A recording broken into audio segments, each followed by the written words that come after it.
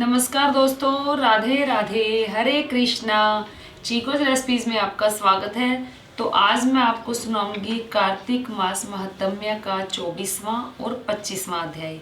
तो चलिए सुनते हैं।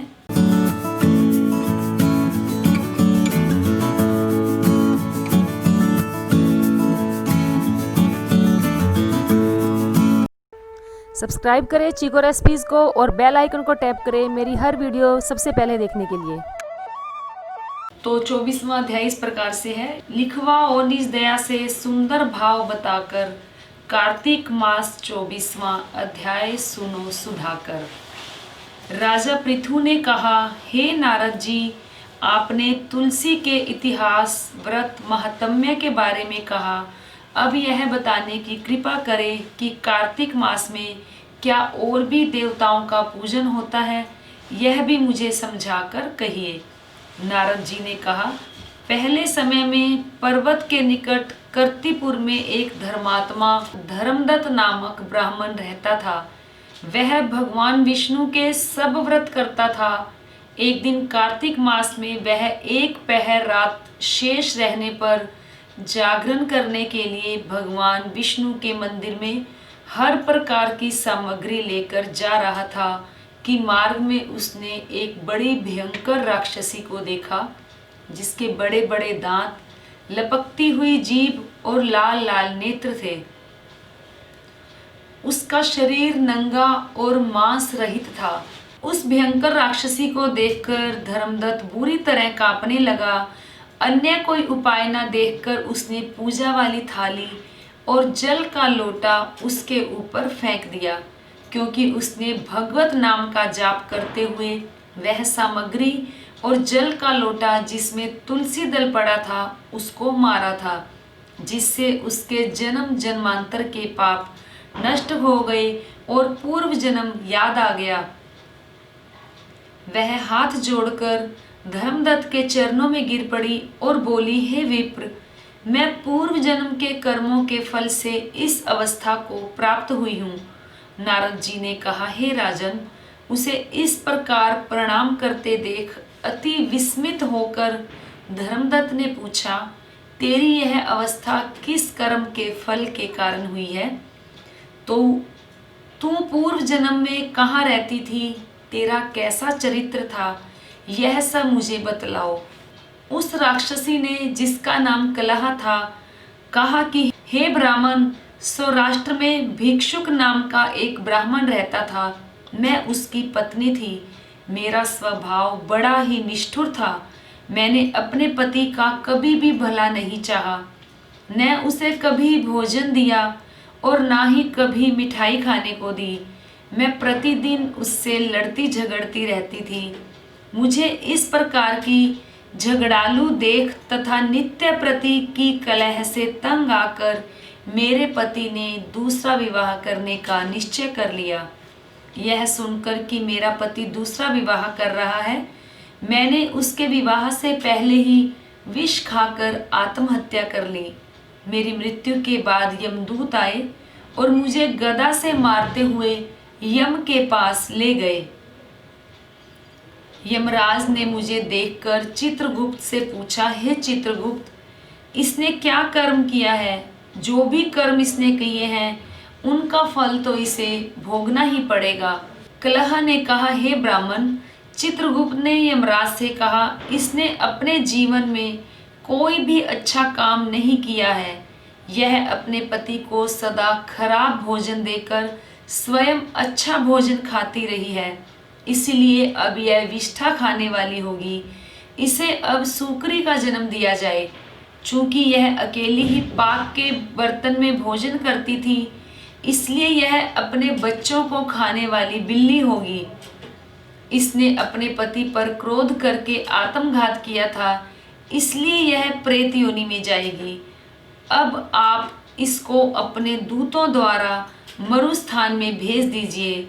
वहां पर यह बहुत दिनों तक प्रेत योनि में रहकर फिर यह पापिन अपनी तीनों योनियों को भोगे। सो हे ब्राह्मण, मैं 500 वर्षों से प्रेत योनि में हूँ और भूख प्यास के कारण नित्य दुखी रहती थी। एक दिन भूख से तंग आकर मैं एक वैश्य के शरीर में प्रविष्ट हो गई। उसके शरीर द्वारा मैं कृष्णा और बेनी के संगम पर आ पहुंची। एक दिन भगवान शंकर व विष्णु जी ने मुझे बलात् उसके शरीर से बाहर निकाल दिया।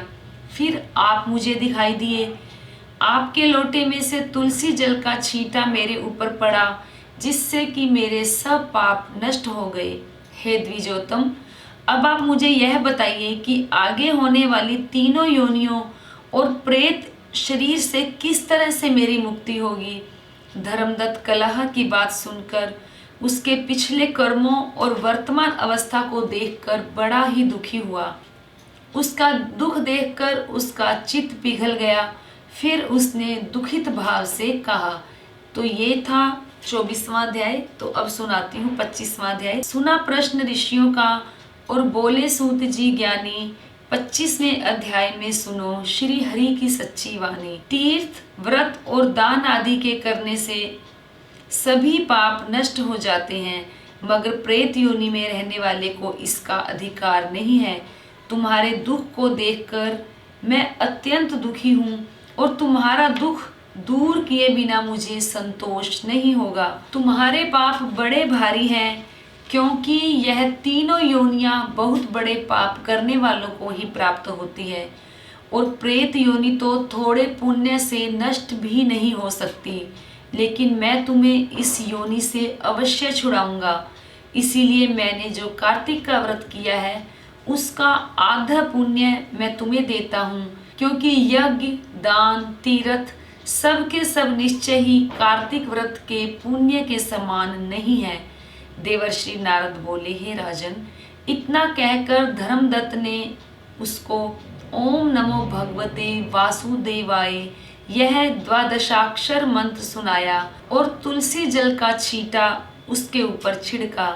बस फिर क्या था, क्षण भर में वह प्रेत योनि से छूट प्रज्वलित शिखा के समान दिव्य रूप को धारण कर लक्ष्मी के समान सुंदर हो गई। तब वह धर्मदत्त को दंडवत करके प्रसन्नता से गदगद होकर बोली, हे ब्राह्मण, आपके आशीर्वाद से मैं इस घोर नरक से छूट गई हूँ। मुझ पाप सागर में डूबती हुई के लिए आप नौका के समान हैं। नारद जी ने कहा, हे राजन, अभी कलहा इसी प्रकार से कह ही रही थी कि वहां विष्णुगण एक दिव्य विमान लेकर आए। विमान के द्वार पर अप्सराएं और गण बैठे हुए थे। धर्मदत्त ने उनको देखकर प्रणाम किया। पुण्यशील और सुशील नामक भगवान विष्णु के गणों ने धर्मदत्त को अपने हाथों को ऊपर उठा उसका अभिनंदन करके कहा, हे द्विश्रेष्ठ, आप धन्य हैं जो सदा भगवान विष्णु के व्रत, कथा और सेवा में लगे रहते हैं। आपने जो अपने बाल्यकाल में पवित्र और शुभ कार्तिक व्रत किया था, उसके आधे फल से आपने कलहा के पूर्व जन्म के एकत्रित पाप नष्ट कर दिए हैं। यही नहीं, आपकी कृपा से उसके सैकड़ों जन्म के पाप नष्ट हो गए हैं। आपके जागरण आदि करने से पुण्य प्रभाव से आकाश मंडल से यह विमान आया है। हे ब्राह्मण, अब हम उसे भांति भांति के भोगों से युक्त वैकुंठ में लेकर जा रहे हैं। आपके दान पुण्य के प्रभाव से यह भगवान विष्णु के पास रहेगी। आप भी इस जन्म के बाद अपनी दोनों स्त्रियों सहित वैकुंठ में विष्णु जी के पास रहेंगे और मुक्ति प्राप्त करोगे। हे दया सागर, वे मनुष्य धन्य हैं और जन्म उन्हीं का फलीभूत है जिन्होंने तुम्हारी तरह विष्णु जी की भक्ति की है, क्योंकि भगवान विष्णु अपने भक्तों को भला क्या नहीं देते। जिन्होंने प्राचीन काल में उत्तानपाद के पुत्र को ध्रुव पर पहुंचाया, जिसके सुमिरन मात्र से प्राणियों की मुक्ति हो जाती है। प्राचीन काल में विष्णु जी ने केवल अपने नाम के स्मरण से ही आप द्वारा पकड़े हुए हाथी को हस्ती योनि से मुक्त करके जय नाम देकर अपना पार्षद बना लिया। तुमने उसी विष्णु की सेवा की है, इसीलिए तुम अपनी दोनों स्त्रियों सहित 1000 वर्ष तक भगवान विष्णु के पास निवास करोगे। जब तुम्हारा पुण्य क्षीण हो जाएगा तब तुम सूर्यवंश में अपनी दोनों रानियों के साथ राजा दशरथ के नाम से प्रसिद्ध होवोगे तथा यह कलह तुम्हारे आधे पुण्य की भागीदार होने के नाते तुम्हारी तीसरी भार्या होगी। वह भगवान विष्णु पुत्र के रूप में तुम्हारे पास रहेंगे और देवताओं का कार्य करेंगे। विष्णु जी को प्रसन्न करने वाले तुम्हारे कार्तिक व्रत से अधिक महत्वपूर्ण यहाँ दान तीर्थ आदि और कोई भी नहीं है। हे दया सागर, तुम धन्य हो, क्योंकि तुमने जगत गुरु भगवान विष्णु को प्रसन्न करने के लिए कार्तिक मास का व्रत किया है, जिसके आधे पुण्य के फल की भागीदारी कलह है। इस समय हम इसे अपने साथ विष्णु लोक को ले जा रहे हैं। तो ये था 25वां अध्याय जो मैंने आपको सुनाया। उम्मीद करती हूँ जरूर अच्छा लगा होगा। तो लाइक करें, शेयर करें, चैनल को सब्सक्राइब करना बिल्कुल ना भूलें। हमेशा की तरह अपने सुझाव देते रहें। आज के लिए इतना ही, फिर मिलते हैं। धन्यवाद। हरे कृष्णा।